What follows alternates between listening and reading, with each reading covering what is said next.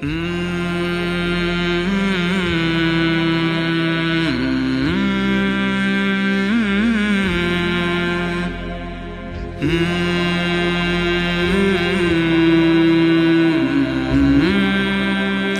علیکم ورحمۃ اللہ وبرکاتہ۔ الحمدللہ وکفی وسلام علی عبادہ الذین اصطفیٰ وخاصۃ علی محمد رسول اللہ صلی اللہ تعالی علیہ وسلم۔ اما بعد فاعوذ باللہ من الشیطان الرجیم، بسم اللہ الرحمن الرحیم۔ وَكَذَلِكَ جَعَلْنَاكُمْ أُمَّةً وَسَطًا لِتَكُونُوا شُهَدَاءَ عَلَى النَّاسِ، اور ہم نے تمہیں اعتدال والی امت بنایا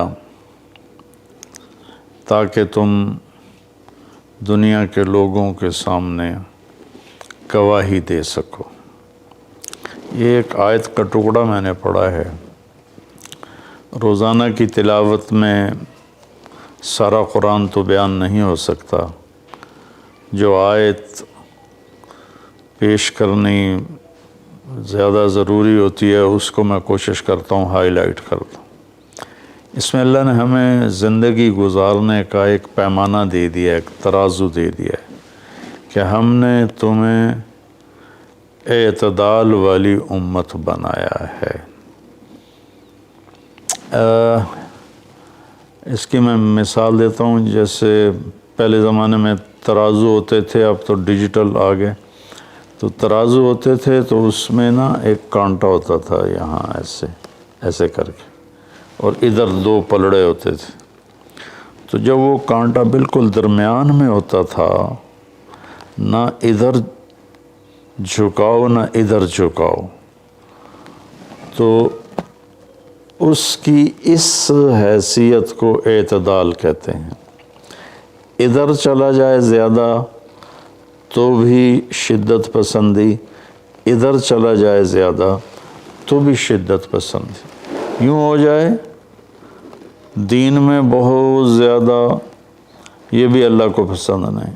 ایسے ہو جائے دنیا میں بہت زیادہ، یہ بھی اللہ کو پسند نہیں۔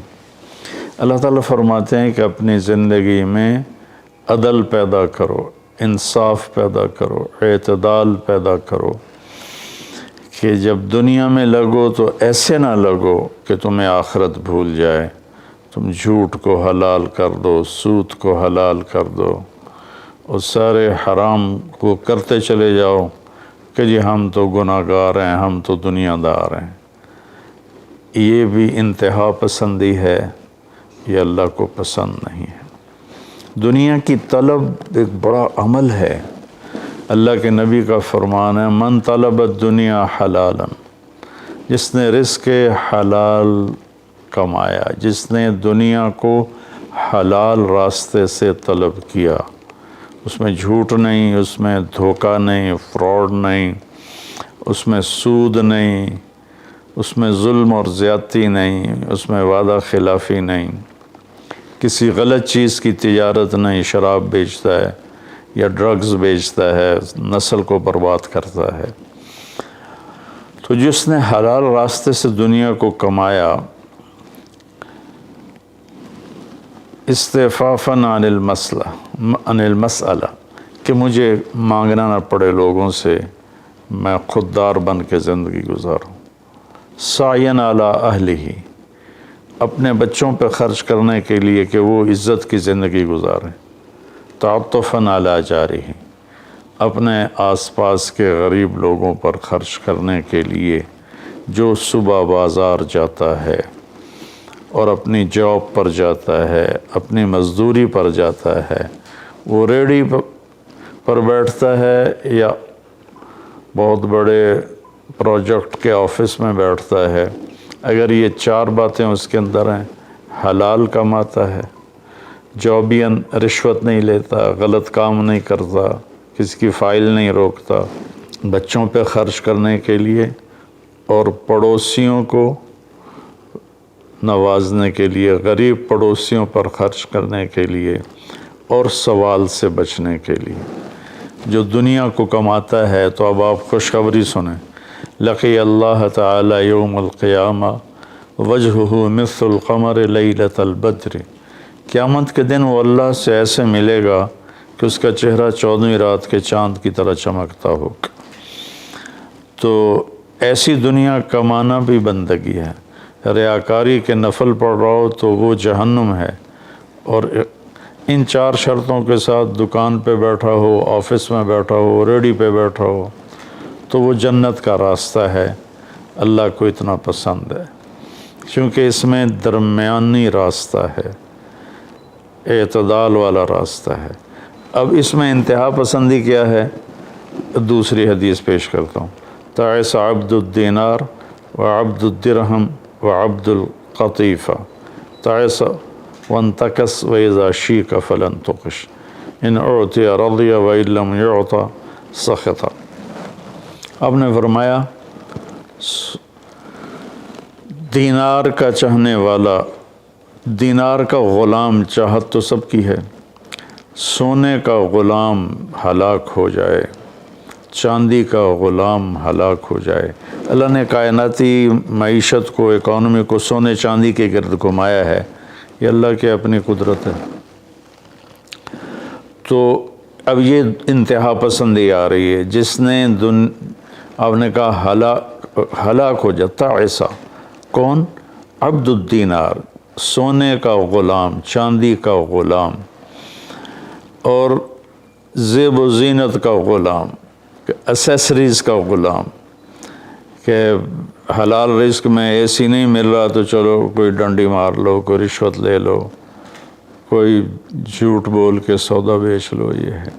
تو اس کے لیے آپ نے بد دعا فرمائی۔ یہ بخاری شریف کی روایت ہے، آپ رحمت اللہ علیہ عالمین ہو کر آپ بد دعا فرما رہے ہیں کہ ایسے لوگ، چونکہ یہ لوگ جب دنیا میں جاتے ہیں تو اوروں کے حقوق مارتے ہیں، اوروں جو رشوت لیتا ہے، وہ رشوت دینے والا پتہ نہیں کن مشکلوں سے اپنے کام کے لیے پہنچا ہوتا ہے، جس کو یہ دھوکہ دے کے مال بیچ دیتا ہے، وہ پتہ نہیں کتنی مشکلوں سے پیسہ بنا کے مال لینے آتا ہے، اس کو یہ 2 نمبر ٹکا دیتا ہے۔ اس لیے ان کے لیے بد دعا فرمائی کہ یہ معاشرے کے لیے ناسور لوگ ہیں، چاہے یہ کتنے ہی نامور ہوں، لیکن یہ معاشرے کے لیے ایک عذاب ہیں، ایک مصیبت ہے۔ تو دنیا میں بھی چلو تو درمیانہ راستہ اختیار کرو، اتنے نہ کھب جاؤ میرے بھائیو کہ ٹوائلٹ میں بھی سودے ہو رہے ہوتے ہیں، پیشاب کرتے ہوئے۔ ابھی میں کراچی سے لوٹا تو لاہور ایئرپورٹ پر میں وضو کرنے گیا تو پیچھے جو پیشاب کرنے کی جگہ ہوتی، وہاں ایک آدمی کھڑا ہوا، گردن کے ساتھ اس نے موبائل پکڑا ہوا تھا اور بولے جا رہا تھا، بولے جا رہا تھا، بولے جا رہا تھا۔ یہ بھی کوئی زندگی نہیں ہے، کھانا بھی کھا رہے ہیں اور سودا بھی بیچ رہے ہیں اور پیمنٹ بھی لے رہے ہیں اور سودا کر بھی رہے ہیں اور ساتھ کھانا بھی کھا رہے ہیں۔ تو یہ تو کھانا زہر بن جاتا ہے۔ دماغ کی طرف سے آرڈر جاتا ہے کہ کھانا آ گیا ہے، تیار ہو جاؤ، معدے کو آرڈر ملتا ہے، ساتھ ہی فون کی گھنٹی بجتی ہے، فون اٹھاتا ہے تو آرڈر فون کی طرف چلا جاتا ہے، معدے کو آرڈر نہیں جاتا، غذا زہر بن جاتی ہے۔ تو ایسی دنیا کما کے کیا کرنا جس میں آپ کی صحت ہی برباد ہو جائے اور آپ اتنے مصروف ہو جائیں کہ گھر میں آ کر بھی کوئی بچوں سے دلچسپی نہیں، بس اپنے موبائل پر یا سودے کر رہے ہیں یا موبائل پہ کوئی گیمیں کھیل رہے ہیں یا کوئی مووی دیکھ رہے ہیں یا کوئی ڈرامہ دیکھ رہے ہیں۔ کتنی مائیں ہیں جو اس طرح اپنے بچوں کو جھٹک دیتی ہیں، وہ ڈرامہ دیکھ رہی ہوتی ہیں یا کوئی مووی دیکھ رہی ہوتی ہیں یا کوئی کلپ دیکھ رہی ہوتی ہیں، تو بچہ آتا ہے تو اس کو ہوں ہاں کر کے ٹال دیتی ہیں۔ میرے بھائیو، میری بہنوں، اپنی زندگی کو وہ درمیان میں لاؤ، درمیان۔ میں آپ کو مثال دیتا ہوں، گاڑی کے چاروں ٹائر میں ہوا بیلنس ہو تو گاڑی صحیح چلتی ہے، چاہے ایف ایکس کیوں نہ ہو، اور اگر ہوا اوپر نیچے ہے، بیلنس نہیں ہے، تو مرسڈیز بھی ہوگی تو وہ چلنے میں آپ کو تکلیف دے گی۔ ایک گاڑی ہے، انسان بھی، اس کو بھی بیلنس آف لائف چاہیے۔ یہ گھر میں آؤ تو گھر کے ہو جاؤ، فون آف کر دو، اور اپنے بچوں سے بات کرو، بیوی سے بات کرو، ان کے ساتھ بیٹھو، ان سے گپ شپ کرو، اور گھر کی باتیں کرو، گھر کے مسائل ذکر کرو، باہر کے مسائل کو گیٹ پہ چھوڑ کے آ جایا کرو۔ تو یہ تو دنیا ہے نا، اللہ نے اس میں ناپسند کیا ہے کہ ہم اپنے آپ کو زیادہ کھو پائیں، لیکن دین میں بھی اللہ نے ناپسند کیا ہے کہ ہم اس میں زیادہ لگ جائیں۔ لا تغلو فی دینکم، اپنے دین میں انتہا پسندی پہ مت جاؤ۔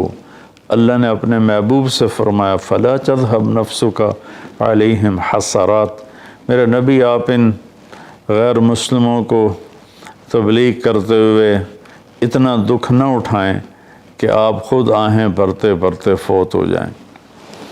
اللہ نے اپنے نبی سے فرمایا، نماز لمبی کی تو اللہ نے اس سے منع فرما کر فرمایا کہ ما انزلنا علیک القرآن لتشقی۔ اللہ نے اپنے نبی سے اعتدال مانگا، لا تبسطھا کل البسط، میرے نبی آپ مال خرچ کریں لیکن سارا نہ خرچ کریں، کچھ بچا کے بھی رکھیں۔ اللہ نے اپنے محبوب سے فرمایا، اس لیے تو اللہ نے زکوٰۃ کا نظام چلایا۔ تو اور ایک حدیث پہ پیش کرتا ہوں، 3 صحابہ آئے حضرت عائشہ رضی اللہ عنہ کے پاس کہ اللہ کے نبی کی رات کیسی ہوتی ہے، تو انہوں نے فرمایا کہ سوتے بھی ہیں اور اٹھتے بھی ہیں، نفل بھی پڑھتے ہیں، بلکہ آپ کی بہت خوبصورت عادت تھی، جب آپ تہجد سے فارغ ہو جاتے تو یوں کر کے لیٹ جاتے، ایسے کر کے، اور حضرت عائشہ رضی اللہ تعالیٰ عنہ بھی اٹھ جاتی تو آپ ان کے ساتھ اسی حال میں باتیں کرتے، گپ شپ لگاتے، تہجد کے وقت میں اپنی بیگم سے پیار محبت کی باتیں ہو رہی ہیں، اتنے میں حضرت بلال اذان دیتے تو آپ اٹھ کے 2 رکعت سنت ادا کرتے اور نماز پڑھانے کے لیے مسجد تشریف لے جاتے تھے۔ تو اتنی اعتدال کی لائف تھی، ہنسی مذاق فرماتے تھے، اور حضرت عائشہ رضی اللہ عنہ کو لقمے بنا کے کھلاتے تھے، ان کو آٹا گوندھ کے دیتے رہے جب تک حضرت عائشہ رضی اللہ عنہ کو آٹا گوندھنا نہیں آیا، کہ وہ چھوٹی عمر میں ان کی شادی ہوئی تھی۔ تو انہوں نے جب یہ سنا تو کہنے لگے وہ تو اللہ کے نبی ہیں، وہ تو کچھ بھی نہ کریں، بخشے بخشائے ہیں، ہمیں تو کچھ کرنا چاہیے، کیا کریں؟ ایک نے کہا میں ساری رات نہیں سوؤں گا، نفل پڑھوں گا، کتنی اچھی نیت کی ہے۔ دوسرے نے کہا میں ساری زندگی روزے رکھوں گا، کبھی افطار نہیں کروں گا، کتنی اچھی نیت ہے۔ تیسرے نے کہا میں شادی نہیں کروں گا، بس اللہ کی عبادت کروں گا اور اللہ کے راستے میں جہاد کروں گا، کتنی اچھی نیت ہے۔ آپ کو پتہ چلا تو آپ نے تینوں کو بلا لیا، تو آپ نے ان کو ڈانٹ پلائی، تم میرے اللہ کو مجھ سے زیادہ جانتے ہو، تم میرے اللہ سے مجھ سے زیادہ ڈرتے ہو، زیادہ تقوی والے ہو، میں تم میں سب سے زیادہ اپنے اللہ کو جانتا ہوں، سب سے زیادہ اللہ سے ڈرتا ہوں، میں کھاتا بھی ہوں، روزہ بھی رکھتا ہوں، میں نے شادی بھی کی ہے، میں سوتا بھی ہوں اور میں جاگتا بھی ہوں، اور میں نے آپ نے تو 11 شادیاں کی، 9 بیویاں زندہ تھیں جب آپ دنیا سے تشریف لے گئے، تو آپ کی ایک خوبصورت زندگی تھی ان کے ساتھ۔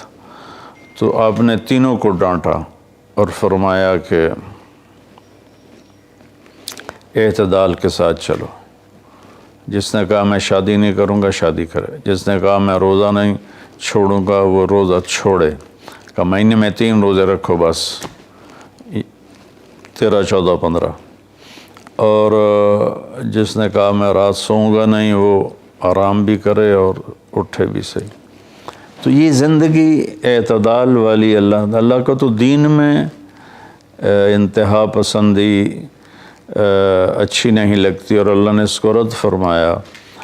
ہمارے بعض نادان دوست قربانی کے نام پر پورے گھر کو اجاڑ دیتے ہیں اور انہیں احساس بھی نہیں ہوتا کہ کتنا بڑا نقصان کر رہے ہیں۔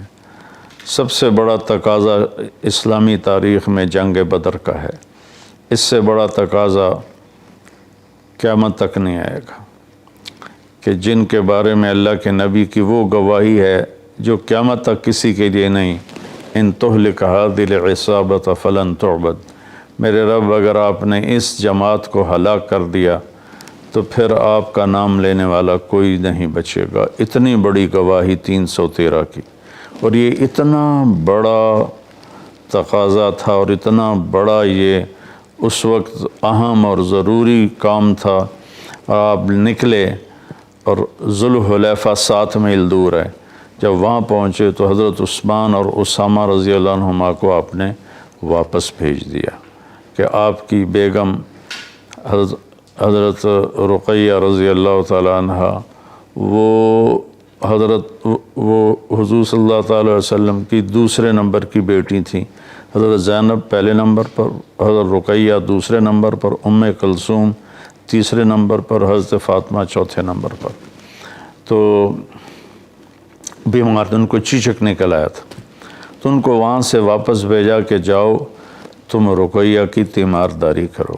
وہ جنگ بدر میں شریک نہیں ہوئے، میرے نبی نے واپس کیا، لیکن جنگ بدر کے شریک صحابہ میں ان کا نام لکھوایا، دونوں کا۔ جب ہم بدری صحابہ کی فہرست کھولتے ہیں تو اس میں اسامہ اور عثمان رضی اللہ عنہما دونوں کا نام ذکر ہے، اور مال غنیمت میں ان کا حصہ بھی رکھا آپ نے۔ اتنے بڑے تقاضے کو آپ نے بیوی کی بیماری کی وجہ سے پیچھے کر دیا اور ان دونوں کو واپس بھیجا، اور رقیہ رضی اللہ عنہ کا انتقال ہو گیا۔ جب آپ واپس تشریف لائے تو وہ دفن ہو چکی تھی، تو آپ نے ان کی قبر پہ جا کر دعا فرمائی۔ تو میرے بھائیو، دین میں بھی اعتدال ہو، دنیا میں بھی اعتدال ہو۔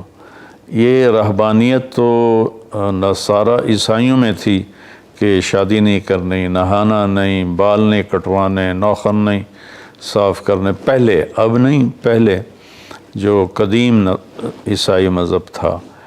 تو طبیعت میں اتنی شدت، غیر فطری زندگی، پھر وہ دوسرے طریقے سے اپنی خواہشات کو پورا کرتے تھے۔ تو اس سے میرے نبی نے روکا۔ بعد میں ایک ٹرینڈ چل گیا کثرت عبادت کا، لیکن وہ کوئی معیار نہیں ہے کہ فلاں بزرگ تھے، انہوں نے 40 سال عشاء کے وضو سے فجر کی نماز پڑھی، اور فلاں بزرگ تھے انہوں نے 30 سال عشاء کے وضو سے فجر کی نماز پڑھی، اور فلاں بزرگ تھے وہ 25 سال جنگل میں پھرتے رہے۔ بھلا یہ بھی کوئی دین ہے جو پیش کیا جائے؟ ہمارا دین تو پوری دنیا کو پیش کرنے کے لیے ہے۔ ان الدین عند اللہ الاسلام۔ اب اسلام ہی ایک مذہب ہے جو باقی ہے اپنی صحیح معنی میں، تو ہمیں پیش کرنا ہے لوگوں کو۔ یہ تو ہم اپنوں کو پیش نہیں کر سکتے کہ 25 سال جنگلوں کی خاک چھانتے رہے۔ یہ تو رہبانیت سے بھی کوئی آگے کی چیز ہے، لیکن یہ ان کی بزرگی کے طور پہ بیان کیا جاتا ہے۔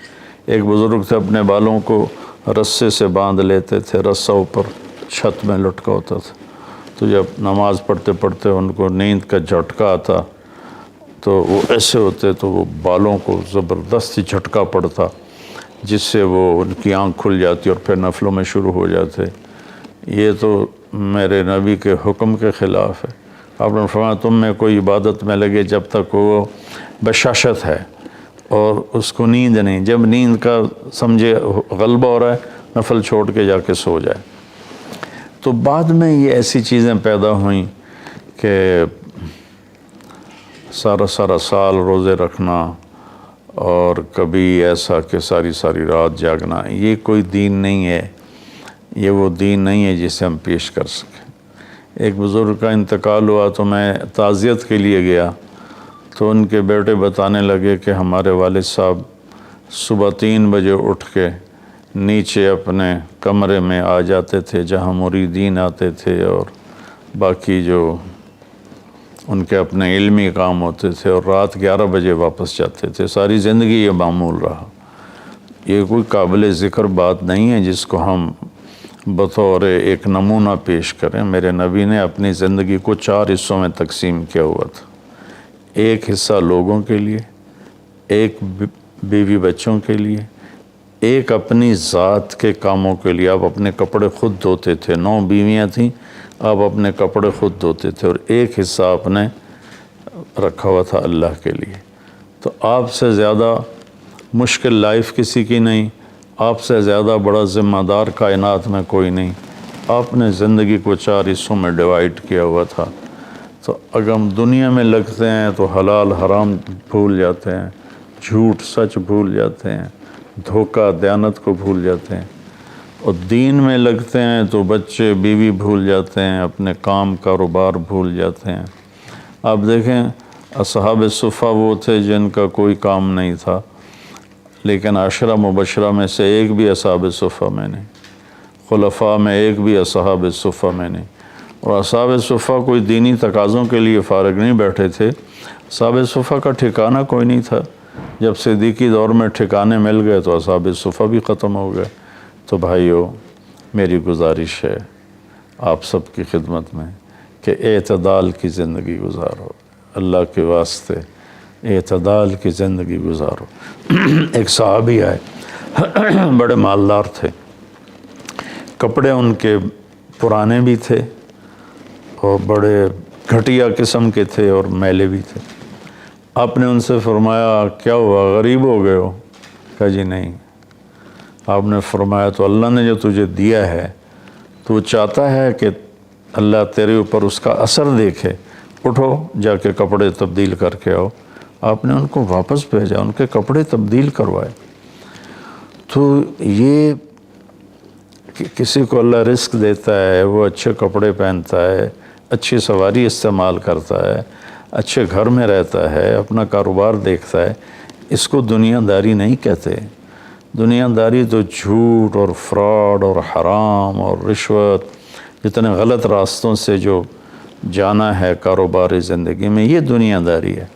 عبد الرحمن بن عوف رضی اللہ تعالیٰ عنہ نے وراثت میں اتنا سونا چھوڑا کہ بچوں میں تقسیم کرنے کے لیے وراثت کو کاٹتے کاٹتے آریاں ٹوٹ گئیں۔